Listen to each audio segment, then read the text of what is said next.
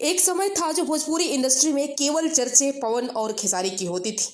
हर जगह यूट्यूब के trending list में हो चाहे कहीं भी सोशल मीडिया पे केवल पवन सिंह और खेसारी लाल यादव छाए रहते थे। लेकिन आज एक समय है जब अपने संघर्षों के बदौलत और अपने धीरे धीरे कछुए की चाल की तरह उठते हुए नीलकमल सिंह ने इन दोनों लोगों को पटरी पे ला दिया है।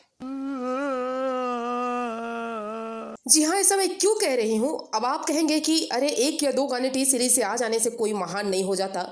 बिल्कुल आपकी बात सही है, लेकिन शुरुआत तो यही से होती है ना। और उस मामले में नीलकमल सिंह कहीं ना कहीं इन लोगों को मात दे रहे हैं।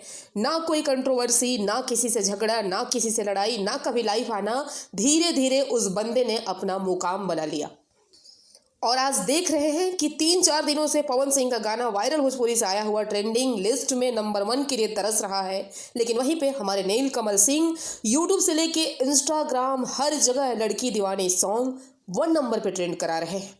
और जल्द ही आपको बता दें कि बहुत बड़ा और गाना आने वाला है नीलकमल सिंह का टी सीरीज से। तो औरा तो बुरा रहे हैं नीलकमल सिंह, इसमें कहीं कोई दो राय नहीं है। अब देखिए, आप यहाँ पे बुरा मत मानिएगा।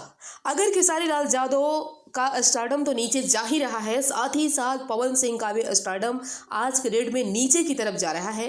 क्योंकि जो स्टारडम हमने दीपक सिंह के समय में देखा था, दीपक सिंह के मैनेजमेंट के टाइम देखा था, वो चीज़ें आज हमें देखने को नहीं मिल रही है। खेसारी लाल का कैरियर को अगर डाउन करने में अखिलेश कश्यप का नाम लिया जाएगा, तो पवन सिंह के भी बढ़ते हुए स्टारडम को गिराने में इनके मैनेजमेंट अभिषेक सिंह और अमित सिंह का नाम टॉप पे आएगा। क्यों? मुझे कोई इन लोगों से द्वेष नहीं है भाई, हम तो फैंस है ना। हमें क्या चाहिए? हमें तो पवन सिंह का समय समय पे एंटरटेनमेंट चाहिए। लेकिन हर फैंस चाहता है, हर पवन सिंह को चाहने वाला चाहता है कि उनका स्टारडम का लेवल बढ़ा रहे। एक समय था जब दीपक सिंह हर चीज़ का बारीकी से जवाब देते थे। कितना बड़ा बात बोला था खेसारी लाल यादव ने, फिर भी दीपक सिंह ने कितने तरीके से उस बात का रिप्लाई दिलवाया पवन सिंह से, और किसी को बुरा भी नहीं लगा और जवाब भी मिल गया। गाने भी उस समय पे आते थे। कोई बहुत बड़ी क्वालिटी में तो गाने नहीं आते थे, लेकिन जो भी गाना आता था वो ब्लास्ट कर जाता था। पर आज का एक समय है, गाने की क्वालिटी तो दिख रही है, लेकिन गाने कितने ज़्यादा ब्लास्ट कर रहे हैं वो आप सभी के सामने है। वहीं अगर बात कर ले स्टेज मेंटेन करने की, तो वही हाल है। कुछ भी आए दिन पवन सिंह स्टेज पे चढ़ के इवेंट के समय कैसे भी बातें निकाल दे रहे हैं अपने मुंह से। मतलब कहीं से भी जो एक सुपरस्टार को मैनेज किया जाता है वो चीज़ें नहीं दिखाई दे रही है, और कहीं ना कहीं ये सारी बातें जो है स्टारडम को डाउन करने का कारण बन रही है। अब अगर आप मेरी बात पे विश्वास नहीं करेंगे, तो ये जिद्दी साहब है जो कि अनाउंसर है पवन सिंह के कई सारे स्टेज शो में, इनको आप लोगों ने देखा होगा। इनकी बातें सुनिए। और वो आदमी मन का बहुत अच्छा है, इसमें कहीं से कोई दो।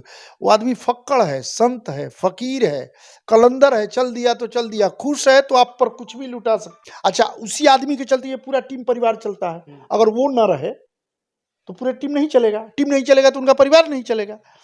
तो हम सबकी यही ना इच्छा होनी चाहिए कि जो हमारा राजा है वह सुरक्षित रहे। राजा सुरक्षित है तो हम सब सुरक्षित है।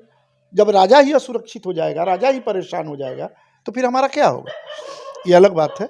इसलिए अभिषेक जी ठीक है, सबकी अपनी अपनी विधा है, अपना अपना ये है। हमको उनका मैनेजमेंट अच्छा नहीं लगता। तो क्या लगता है, क्या अब से भी पवन सिंह और उनकी टीम को इस चीज़ पे ध्यान देने की ज़रूरत नहीं है? अगर अब नहीं ध्यान देंगे तो आप कब देंगे? क्योंकि अब चीज़ें हाथ से निकल रही है। और अभिषेक सिंह जी मैनेजर हैं, मैनेजर की तरह रहिए। बोलने का थोड़ा लहजा सीख लीजिए। आप ऐसा बोलिए कि आपका इंटरव्यू देखने का मन करे, सुनने का मन करे।